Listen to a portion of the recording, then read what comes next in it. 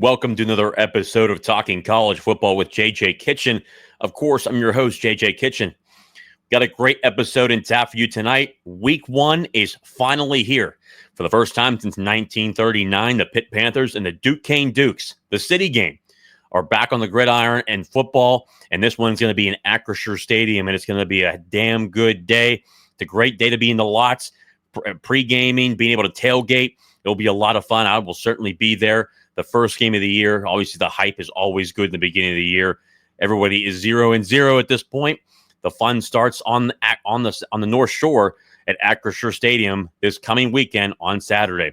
But before we get into it, guys, remember the show is always sponsored by Colonial Beer. If I can pull it up here. Colonial Beer, located 4986 Library Road in Bethel Park, PA, 15102. Pitt, Hail to Pitt, the Icy Light. Again, a great collaboration. It's back in there. Obviously, I will be stopping down before I head down to my tailgate early in the morning, making sure we stock up on it. Obviously, great collaboration, great sponsorship right there. Obviously, a very good thing for the University of Pittsburgh, and obviously a cool can. Make sure you go see that and grab those today. Colonial Beer, though, tremendous people. 2 great pit men run the organization, and anytime you can help out a small business, 1, it's incredible. But 2, when you're in there, Bill and Alan are 2 great and truly impressive individuals. Make sure when you go in there, ask them about anything about Pitt football. They're great and easy to talk to. But when you're in there, you'll see the multitude of different selections. You guys have seen the tweets I've put out with the pictures. Make sure you guys go in there. The selection is huge. It's massive. Make sure you go in there and take a look and see what you want. Again, Colonial Beer, located at 4986 Library Road in Bethel Park, PA, 15102. The show is also sponsored by Thompson Law Group with Brian Thompson, an attorney on your side. Call them at 724-799-8404 or visit them at thompsonattorney.com. Again, Brian Thompson, you guys have gotten to meet him plenty of times. An easy individual to talk to, a great person, does a lot of volunteer work in the community, comes from a great family, has a great family. But when it comes to business, he takes care of you, the individual. A lot unlike the larger law firms, Brian cares about you, the individual. You're not a number. You're an individual. And he makes sure he guides you to the process from beginning to end. Again, if you have questions for him, he's easy to talk to. He guides you from the beginning to end. And if he doesn't have the answers, he'll make sure he gets you in front of somebody who certainly does. Again, Thompson Law Group with Brian Thompson, an attorney on your side. Call them at 724-799-8404 or visit them at thompsonattorney.com.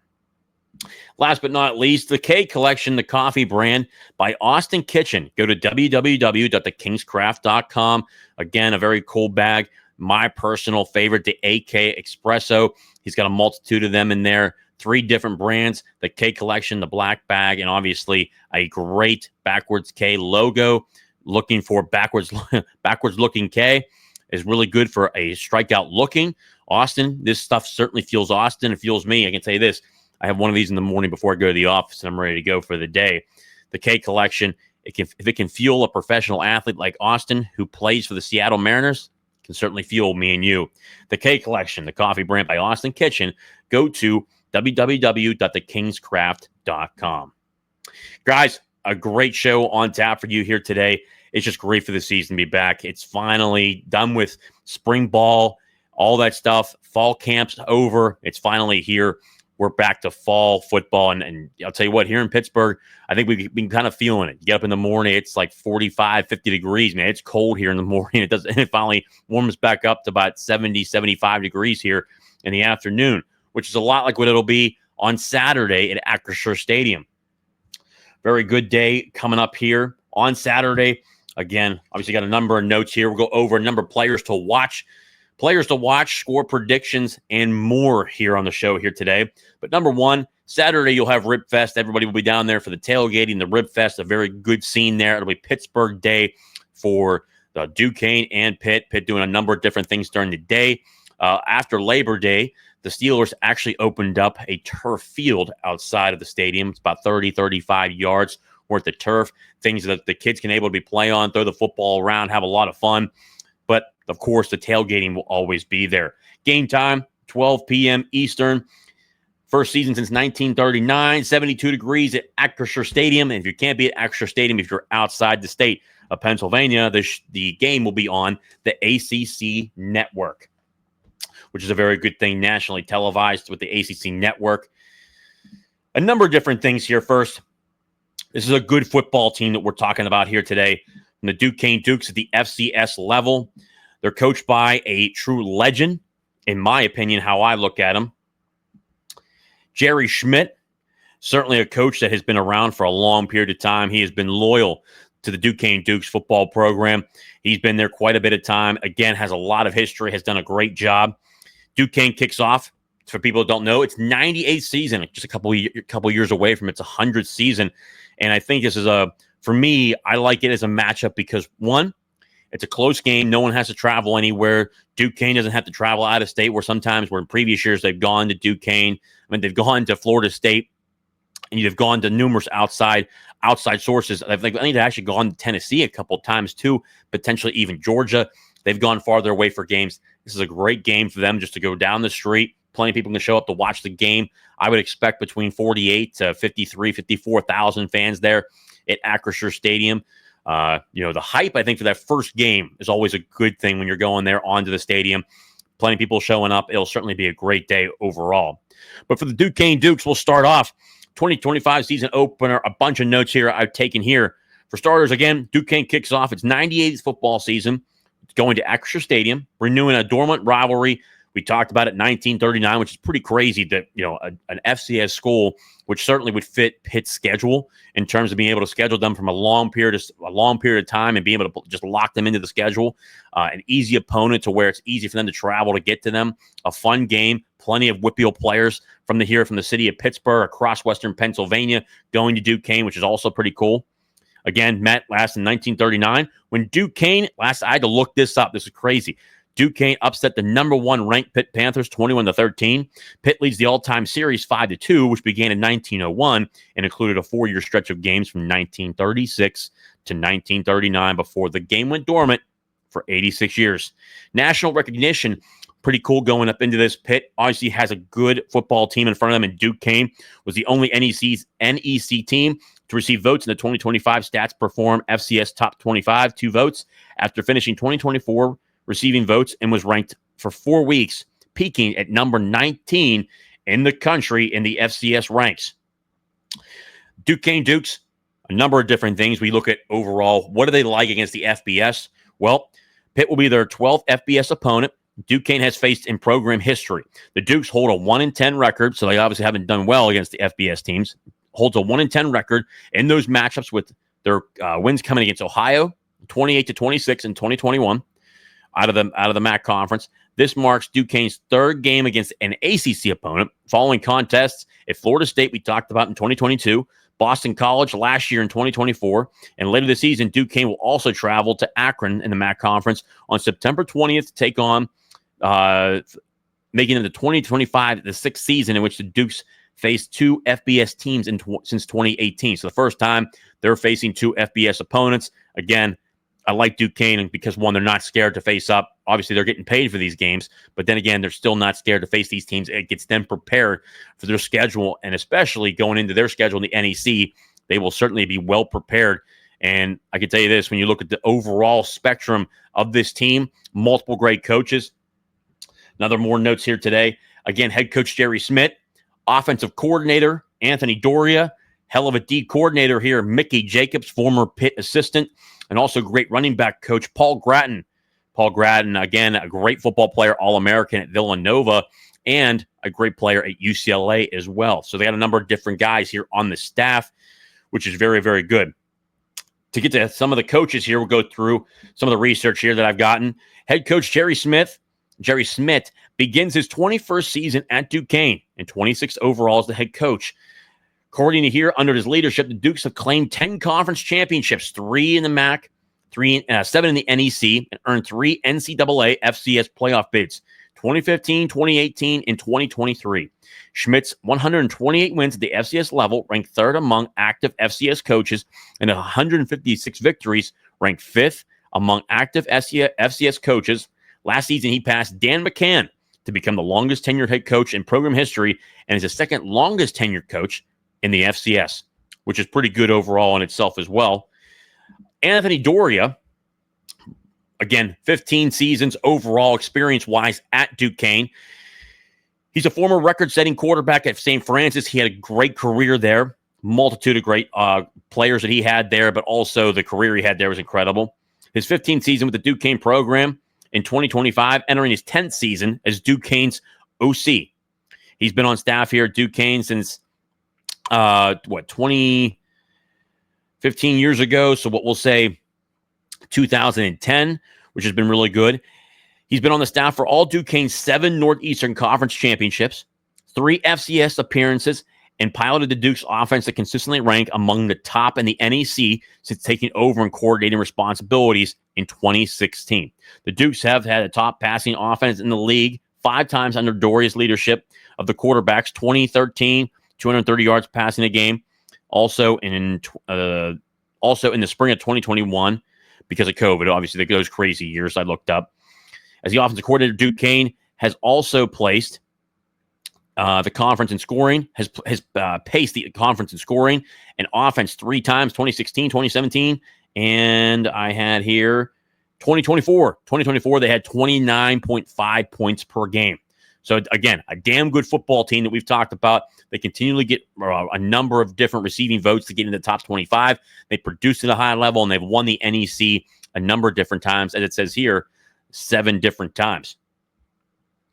Doria has also coached 56 all-NEC honorees over his 14 seasons, including 28 first-teamers as well.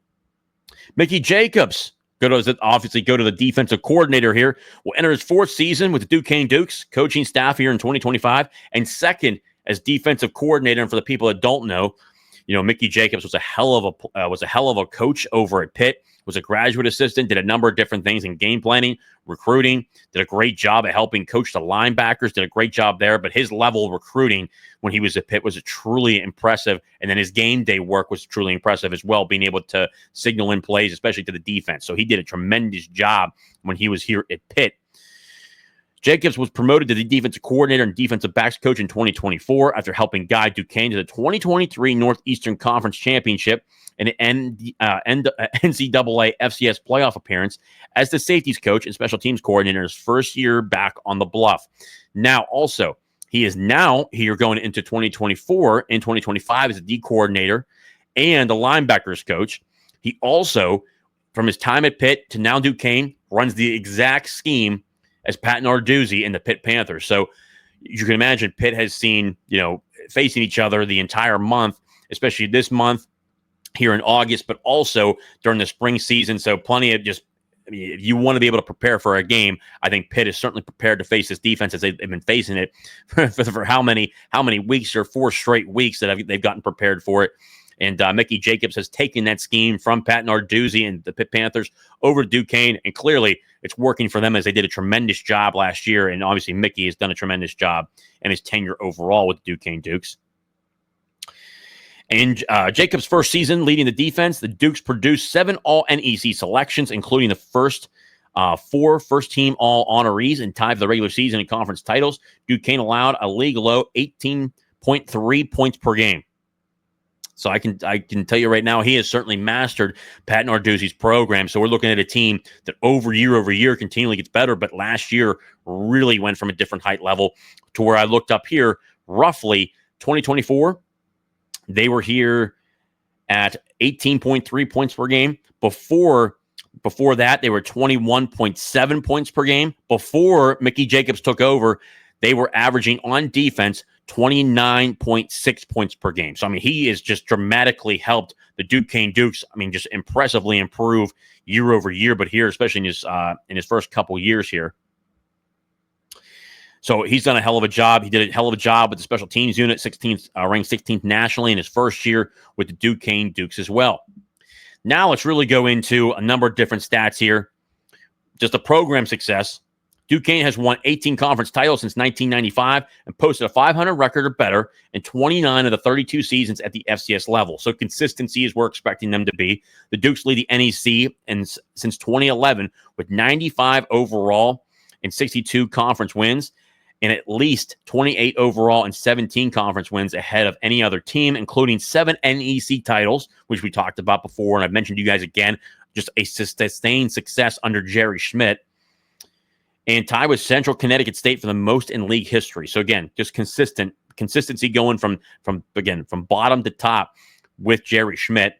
In the series, again, Pitt leads 5-2 with all 7 meetings at Pitt, as you can imagine. The series dates to 1901. 6 of the 7 games were played in 1930s, including 4 straight seasons from 1936 to 1939. October 21st, 1939 was the last game. Duquesne defeated number 1 Pitt 21-13 at Pitt Stadium. 2025 team captains, they got a number of guys here, really good players here, and players obviously to watch.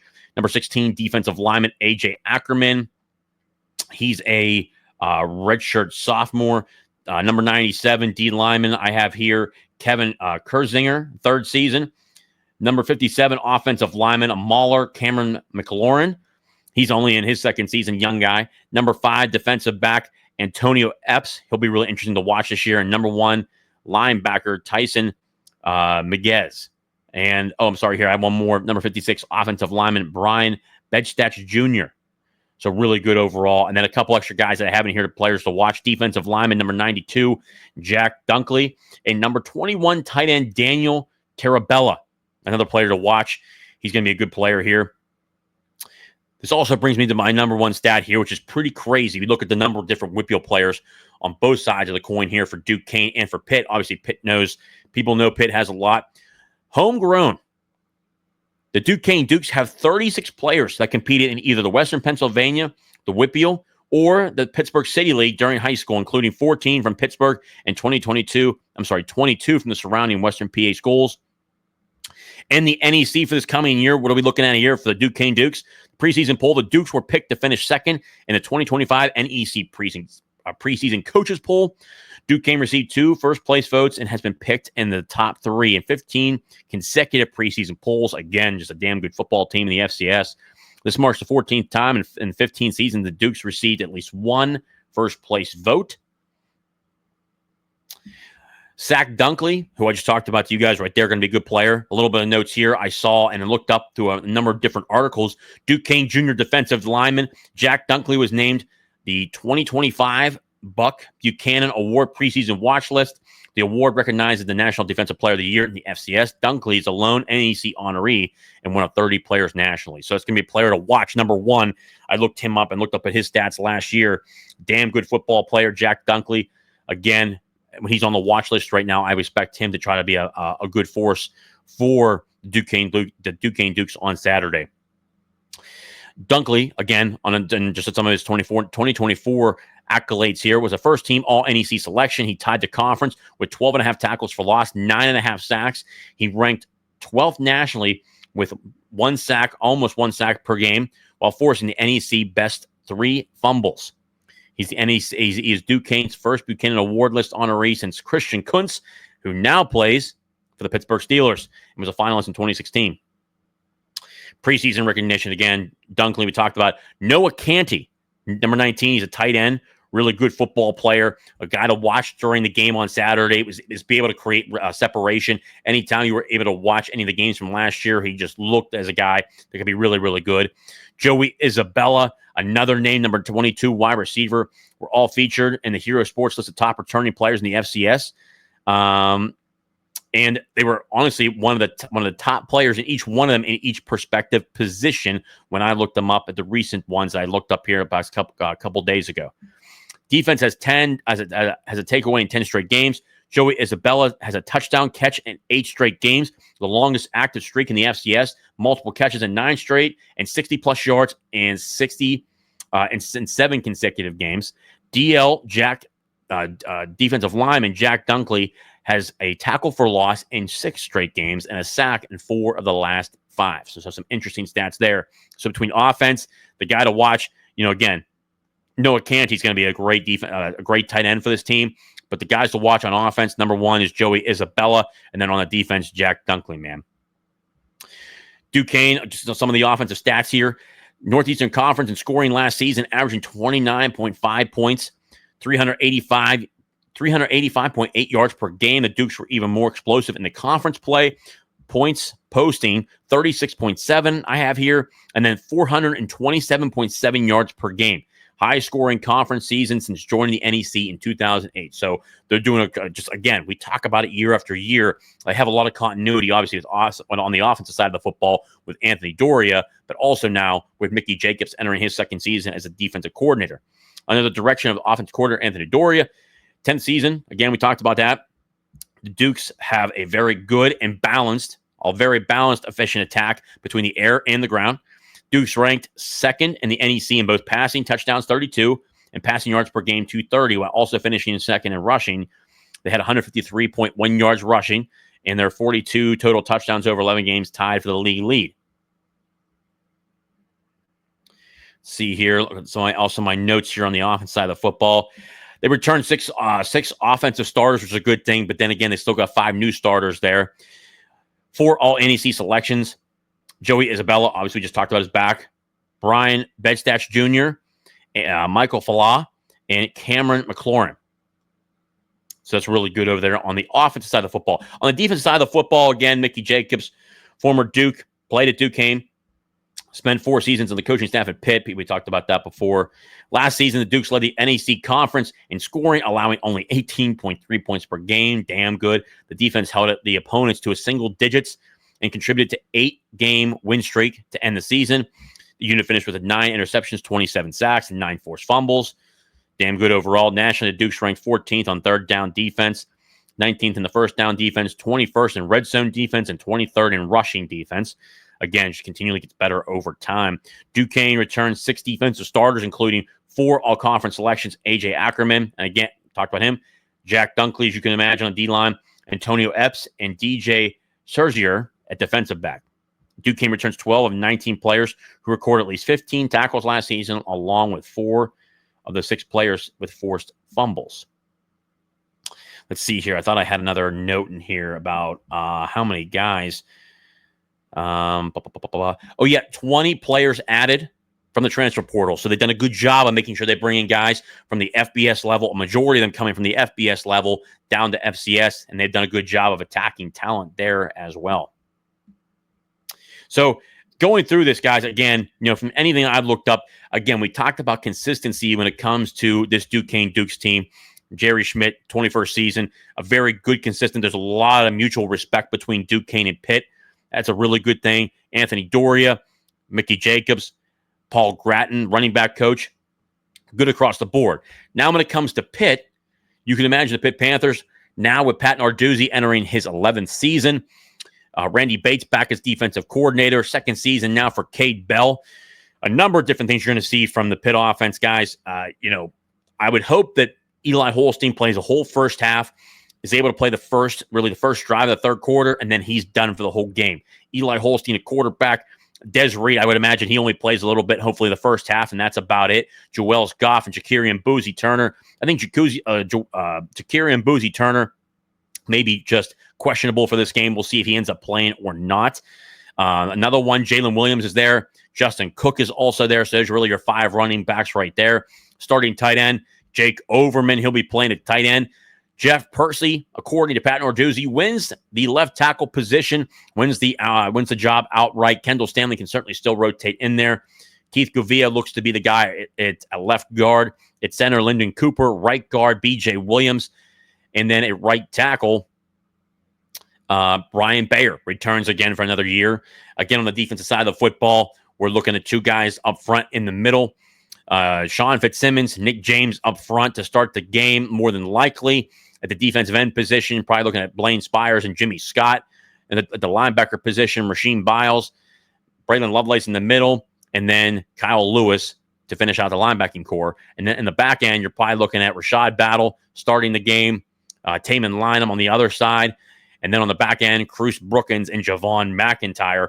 I think this is going to be a great game overall, guys. But at the same time, it's more than likely going to be a blowout. I think that's the kind of stuff that you have to think about. For Pitt on their side of the football, you got to watch for guys. I want to be able to watch a number of different guys from starters. I want to see what Kenny Johnson does. Can he get out the gate, make those really good catches that we need to see? Desmond Reed, what's he able to do? How does Eli Holstein look, especially after his injuries? He's looked good during this fall camp.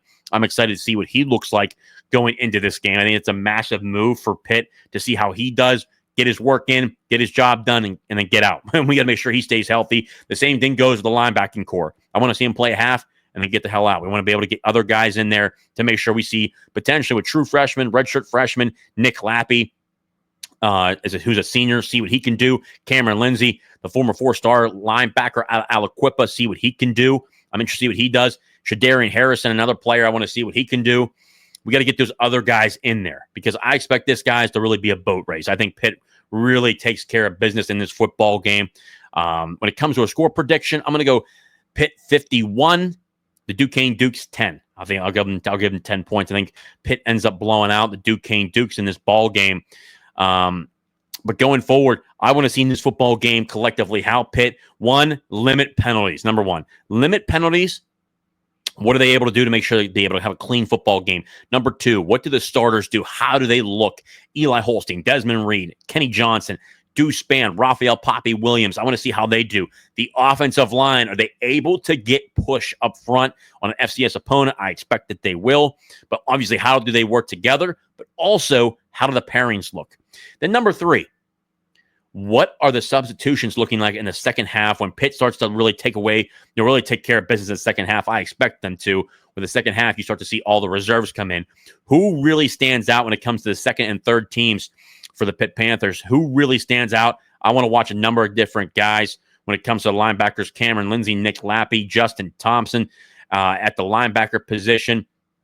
Look at a couple young guys. Zach Crothers, we've seen a lot about him, heard a lot about him at the defensive end position. How well does he play? Jimmy Scott, what does he look like back again as a starter? Where does he do? What does he do? Pick up where he left off. It'll be fun to see what he does.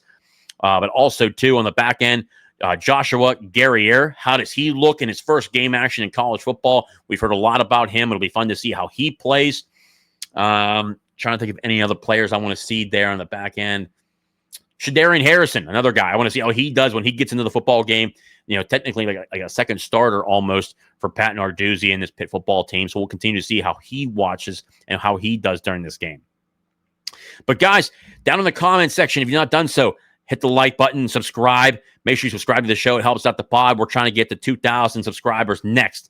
But in the comments, who do you think wins? What's the score? And what players are you looking for in this football game, and who are you most excited to see? Let me know down in the comment section down below, but I expect your Pitt Panthers to start 1-0 after week 1 against an FCS opponent in Duquesne. The city game returns for the first time since, what is it here? 1939. 1939, it's finally back. I think it's a great game, and hopefully it continues on in the future as a good FCS partner for the Pitt Panthers moving forward.